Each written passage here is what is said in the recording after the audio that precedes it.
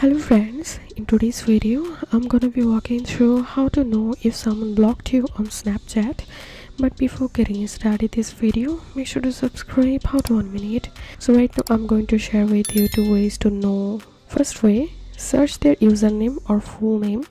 If you have been blocked on Snapchat by someone, their account won't show up when you search for it. To check this, open Snapchat, tap this magnifying glass here, then enter their name or username.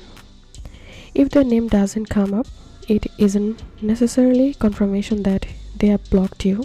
They may have deleted their account, so you have to investigate further to find out what's happened. Second way, search their name from a different account.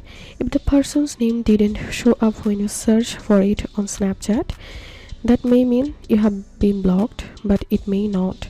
Asking a friend to search for the potential blockers' usernames can help you get confirmation if their account still exists. If it does, that means you have been blocked.